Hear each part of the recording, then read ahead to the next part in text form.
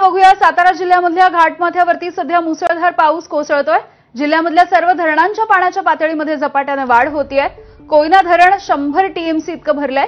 गेल्या 2 दिवसांमध्ये 6व्या वेळेला या धरणाचे दरवाजे उघडले गेले। सध्या 80,500 क्युसेक वेगानं पाण्याचा विसर्ग कोयनेच्या नदीपात्रामध्ये सुरू आहे। इथला आढावा आमच्या प्रतिनिधींनी घेतलाय, बघूयात। सातारा जिल्ह्यातील घाटमाथ्यावर मुसळधार पाऊस सुरू असल्यामुळे या भागातील धरणांची पाणी पातळीत झपाट्याने वाढ होताना आपल्याला पाहायला मिळत आहे।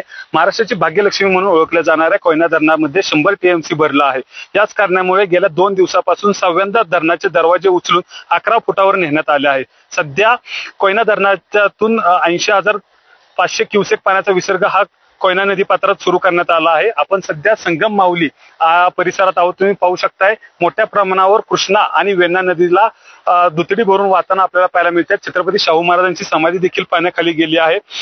जर बघायला गेलं तर कनेर धरणातून 6,400 क्युसेक पाण्याचा विसर्ग वेण्णा नदी पात्रात केला जातोय। त्याचबरोबर धोम धरणातून 8,659 क्युसेक पाण्याचा विसर्ग कृष्णा नदीत केला आहे। त्यामुळे या दोन्ही नद्या दुतडी भरून वाहताना आपल्याला पाहायला मिळत आहेत।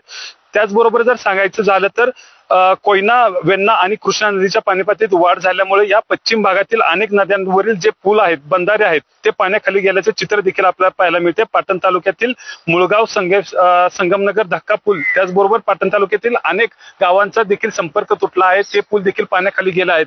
जर हे असाच जर पाऊस या भागामध्ये मुसळधार कोसळू लागला तर यामुळं जीवितहानी होऊ शकते। त्याचबरोबर अनेक ठिकाणी जर सांगायचं झालं तर या ठिकाणची पूर परिस्थिती देखील निर्माण होऊ शकते, अशी देखील नागरिकांकडून चिंता व्यक्त होताना आपल्याला पाहायला मिळते। त्यामुळे जे नदीकाठची गाव आहेत त्या ठिकाणी सतर्कतेचा इशारा देखील प्रशासनाच्या माध्यमातून यावेळी देण्यात आल्याचं आपल्याला पाहायला मिळत आहे। कॅमेरामन ओमकार सह वैभव बोडके, एबीपी माझा, सातारा।